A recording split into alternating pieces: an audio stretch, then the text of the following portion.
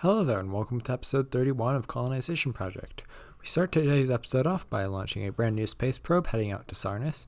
More specifically, it's heading out to Tecto, which is the sort of analog for Titan, which means it has a pretty thick atmosphere in order for us to fly planes around in.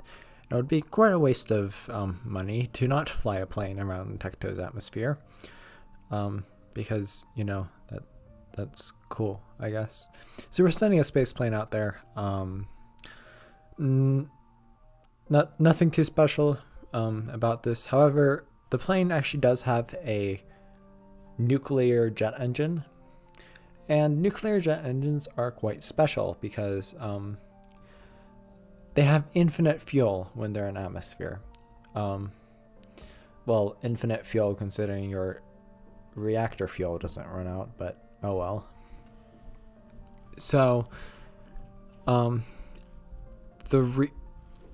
you can see it right there, and it's not the smallest jet engine there is by any means, but you can see it takes up almost the entire body of the space plane. Because I guess if it was any smaller, then the plane would just look weird because yeah, we wouldn't need that giant jet engine because it does make up the entire body of the craft. You could have also seen that the wings on the plane are not actually all that big. I actually don't think that thing could fly on Kerbin. I mean, it probably could. I mean, a brick can fly with enough thrust or momentum, as the space shuttle has shown. But yeah, the jet engine is also really powerful, so it doesn't really need that big of wings because it can actually accelerate and get up to speed very quickly. So yeah, we don't really need all that wing area. Also, it makes the craft lighter, so yeah, it's a win-win situation, I guess. But you can see we are heading out to Sarnus. The booster did unfortunately explode because, yeah, bad piloting skills. And we are heading out to Sarnus. This is going to be a quite fast escape burn. Because we have a lot of extra Delta V. We have that liquid core nuclear engine, and yeah, I can't be bothered to wait 10 years for the craft to arrive. Like, no joke, that the Enceladus Sarnus orbiter, which we launched a while ago, it's going to take 10 years to get to Sarnus. In-game years, of course. I'm really impatient, so I cannot wait that long. This, on the other hand, is going to get to Sarnus in 3 years. So it's actually going to fly past the Enceladus orbiter and get there before, which, yeah, it's one of the problems with sending things to the outer planets because, yeah, every time you get new technology, you can get things out there faster and faster, and then you eventually just get to a point where the old space probes are still on their way while a colony is built there. Anyways, we also just unlocked high efficiency propulsion, which is quite ironic because it doesn't give us high efficiency propulsion. It gives us aluminum rockets, which is the least efficient propulsion method there is, and then it gives us what else? A thermal rocket nozzle, which is very high efficiency, but it requires a high efficiency reactor in order to be high efficiency. We do not have very good reactors right now, so we basically can't utilize any of that. We also unlocked something else. It was I forget, but it was something. And now we are launching a brand new module up to Apollo base. This new module isn't very, it's not very grand is what I should say. It's just a bunch of fluid storage tanks. That's basically all it is. So yeah, it's not the most eventful thing that we've shipped up to Apollo base, but it is required to make the colony self-sufficient because right now we are producing water on Apollo base. However, what we are not doing is we do not have a place to store said water. Now, while the planetary warehouse does have infinite storage space, we actually need storage. We need storage space on the base in order for it to function. So this will contain lots of fluid storage. I'm not entirely. One of them is for water, of course, and then not entirely sure what the other ones are for because, yeah, I recorded this a while ago. It's also been like 3 weeks since the last episode. That was not intentional, and I can tell you why right now. Because actually, I should probably tell you about it later because I've had like 3 different attempts recording this, and all 3 of them I've run out of things to say. So I'm just going to talk about it at the part where I should run out of ideas, but then I'll have an idea of what to talk about. So I'm not going to talk about it now, but I will talk about it later. And I'm going to remember because it is quite an exciting thing. Anyways, we are just reusing the boosters right now, like normal. I've actually gotten, I shouldn't say I should probably say the space program has gotten really good at reusing these Sarnus boosters.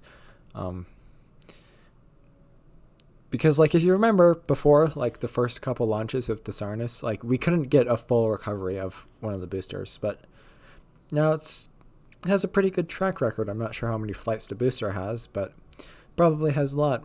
I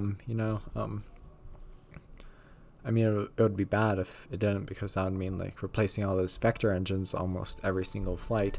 Those vector engines aren't very cheap. They're quite the expensive resource. Anyways, we were heading out to Minimus with the 3rd stage, and the payload, of course. I don't see the point in just sending a 3rd stage there. That would be quite pointless. But yeah, just heading out to Minimus and doing all the things we normally do when we're heading to Apollo base, like getting into orbit. That's what we're doing right now.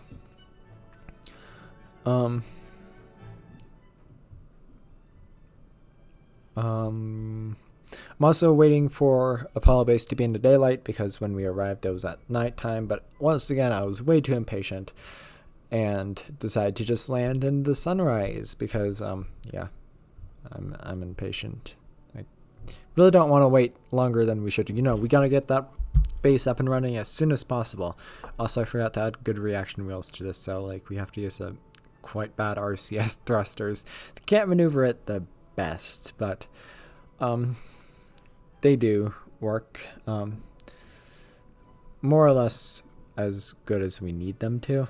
I mean, they're not exceptional, but I mean, it's better than not having them.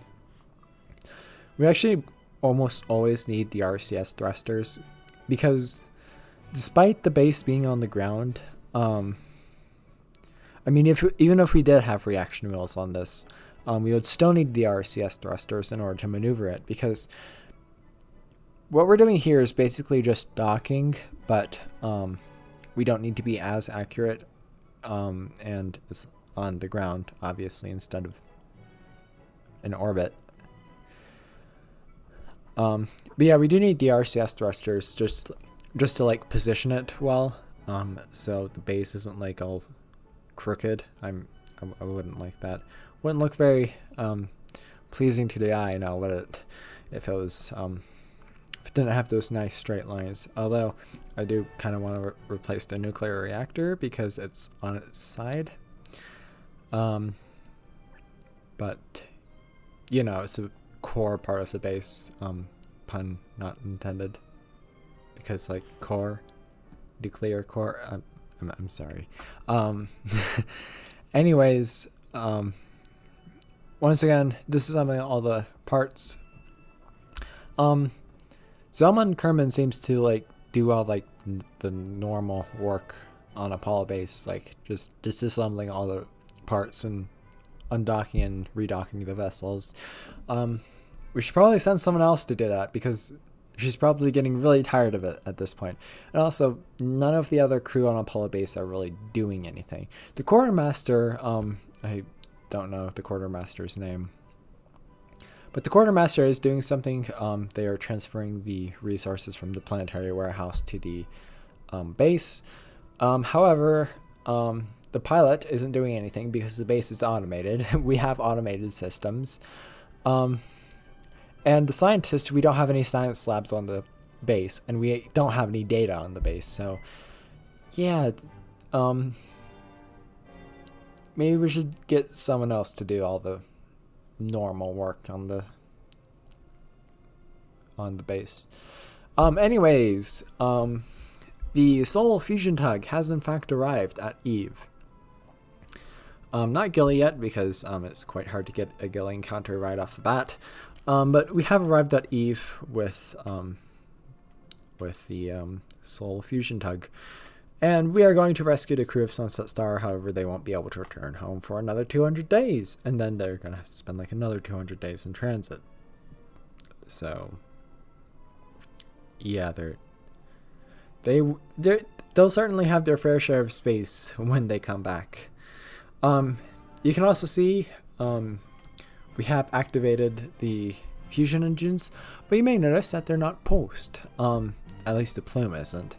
That's because I used the waterfall editor, as you may have saw, to make the plume continuous, because as I found out, 4 times time acceleration plus 4 times post-production plus 4 times 1 pulsed fusion engine. Yeah, it's not that it hurts your eyes, you know, seeing all those bright flashes. So I just did that to save your eyes. Pretty cool. And also my eyes, because yeah, I'm watching this too. I mean, how else would I see the video right here? How else would I do commentary? I mean, I'm watching it right now. Anyways, we're just plotting out a mid-course correction, and we will arrive at Gilly by the end of this episode. But that is not what we are doing now. Right now we are doing another tourism mission because, yeah, we have a bunch of Kerbals willing to pay extreme amounts of money to go to space today. So, yeah, we're sending them up on a Enterprise. Does look a bit different, doesn't it? That's because the scheduled maintenance that we sent Enterprise home for in the previous episode, I forget which one, but yeah, I updated the mod that provides the starship, and it looks pretty good now. I also did add a few modifications. We've updated the mod. We have added a new crew cabin. We have added some new landing legs because the update removed the old landing legs. We're just using the Falcon landing legs because those are like they look good on the heat shield. You know. We've also added some solar panels. Not the old solar panels that we previously used, but some pretty ginormous solar panels based off of the old ITS design, which was objectively the best starship version, at least in terms of looks, at least in my opinion, of course. I mean, the new starship does look pretty cool, but you know, the carbon fiber of the old ITS design, that was pretty cool. We've also replaced the like pipe endpoint thing with the flexible corridors that we use for all the modules of Apollo base, because the other ones are quite prone to Kraken attacks, and those aren't pretty good. So instead we're using the ones that we use for Apollo base. They seem to perform more or less pretty well, and we will be using those for like all of our upcoming crew transfer vehicles, which I do have a new variant of the lunar crew transfer vehicle in development. It's actually going to use a nuclear aerospike engine, which I'm pretty excited about. I just need to get the heat management down. because that thing produces a whole lot of heat, and yeah, I'm going to need a lot of radiators in order to fuel that. Anyways, we're just reusing the booster. Pretty standard procedure at this point, and we're heading out to Minimus because some of the tourists want to go to Minimus, which brings me on to my next point. Some of the tourists, not all of the tourists, I should say, want to go to Minimus. Some of them want to go to low carbon orbit. However, we will exceed their expectations and make them very low paying customers. So a group of tourists on the Starship right now want to go to low carbon orbit. Some of them want to fly by Minimus, and some of them want to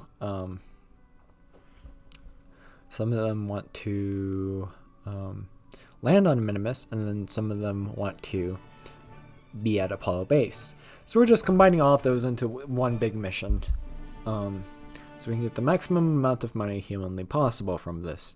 Because yeah, I'm not sure why, because we have more than enough money with our moon rock business. So yeah, that's what we're doing right now. That's pretty much the entire rundown of this mission. And now I can talk about why this episode has taken so long. Yes, I remembered. That's pretty good. You know. What? Alright, so a while ago, I was trying to get Galaxies Unbound to work with the current system. Galaxies Unbound is the Interstellar mod that we will be using. So I was trying to get that to work, and it required a new scatterer update.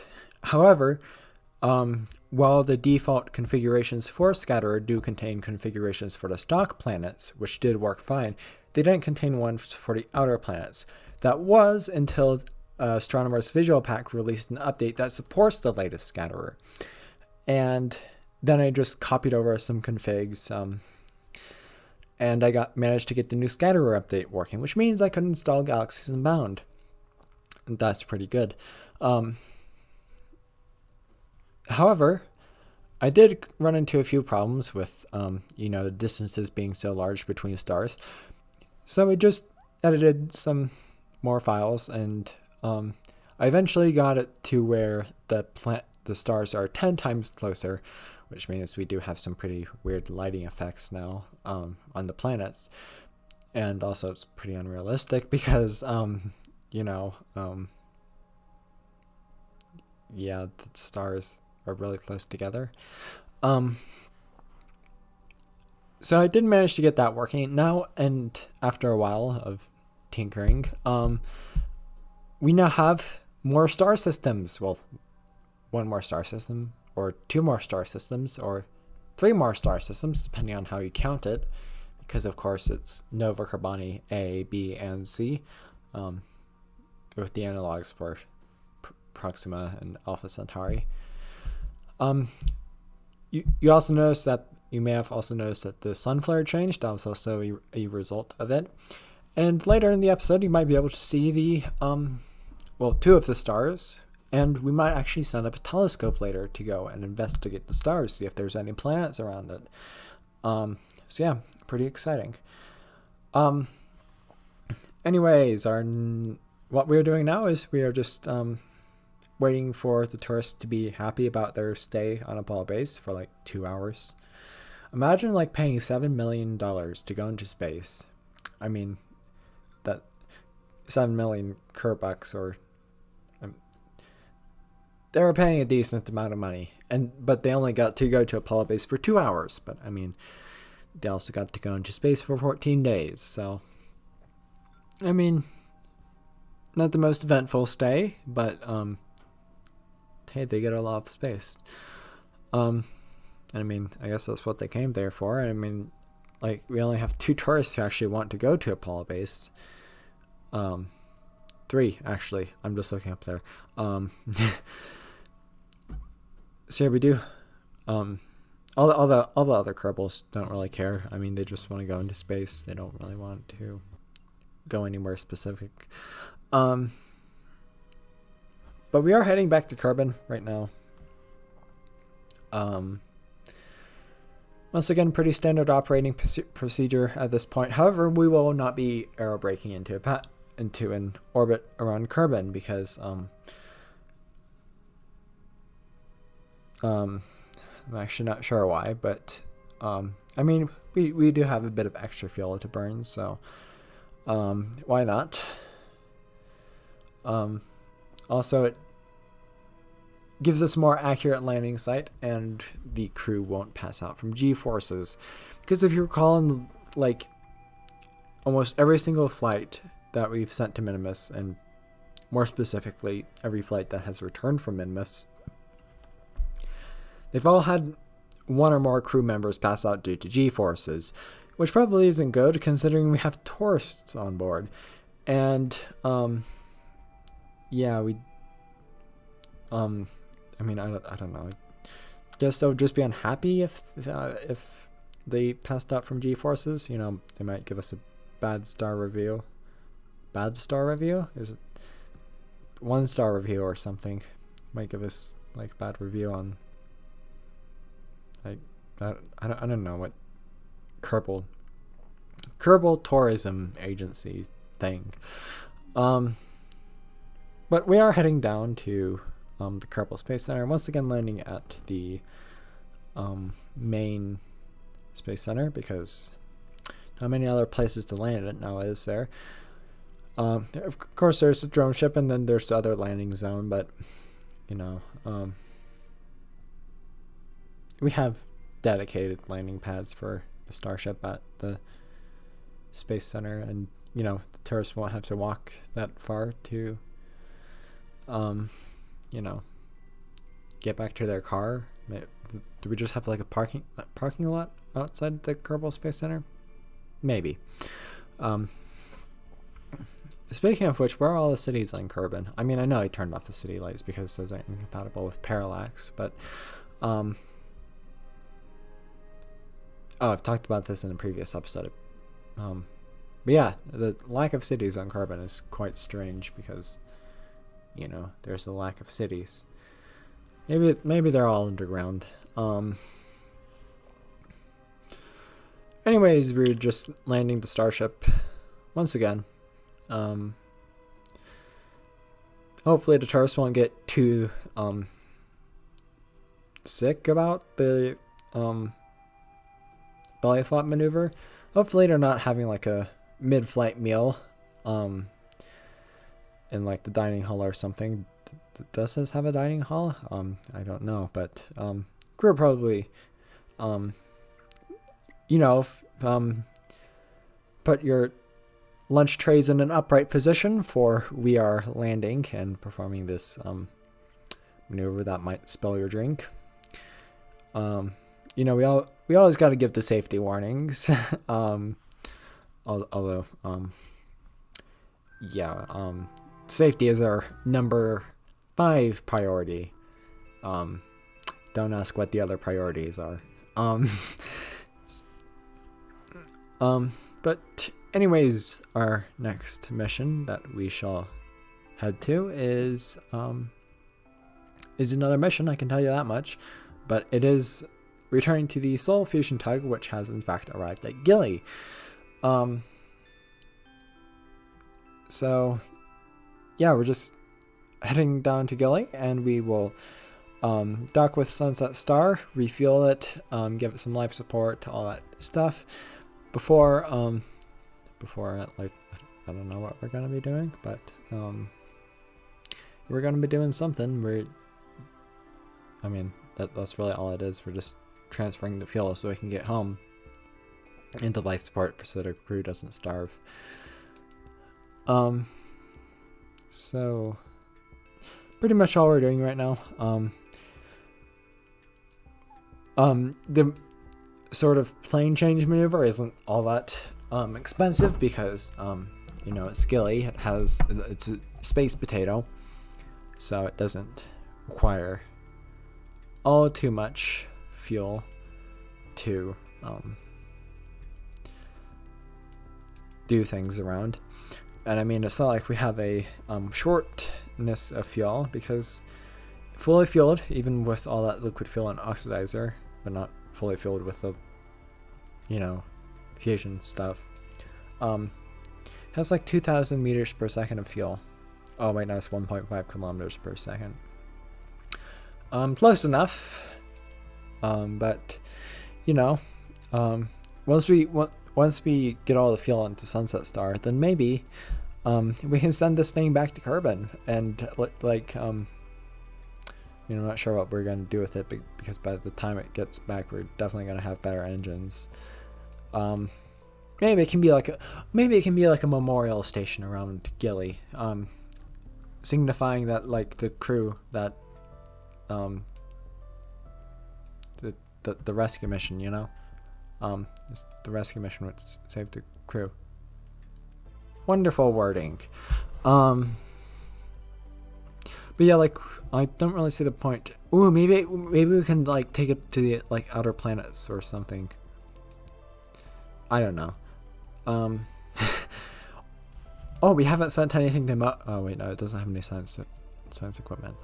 I'm just thinking about things that we could do with this. Because I mean, I don't really want to leave it like just somewhere. I mean, I want to do something with it. Opportunity is I don't really want to do anything with Opportunity, because it's quite terrible design. I rushed the building of that, and yeah, we forgot a lot of things, like adequate life support. I mean, the crew is fine, but I mean, I don't know. We also can't replace any parts of it, because it was launched in one go.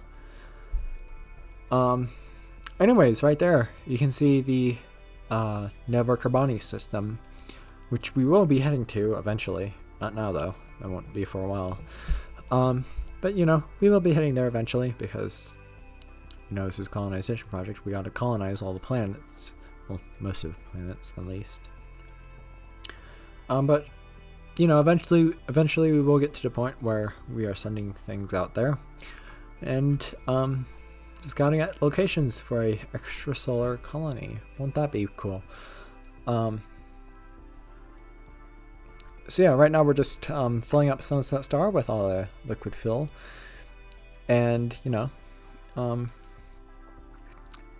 took a while, so I'm speeding this up to 6 times regular speed. I think could be very wrong. I don't remember exactly the numbers, because I don't see a point in doing so. But yeah, we're just doing the quite long task of refueling it. The fusion tug, the Sol Fusion Tug, is actually carrying more than enough fuel to fill up Sunset Star, so I'm not sure what we're going to do with that extra fuel. I'll find that out later. However, the transfer of fuel is complete. Oh, almost. Oh, we're transferring the supplies now, because yeah, I guess that's what we're doing. However, after we do that, I do believe that should be the end of this episode. Maybe soon. It'd be nice if it was like, oh, it's right now. So yeah, that's the end of this episode. Thank you for watching, and I will see you in the next video.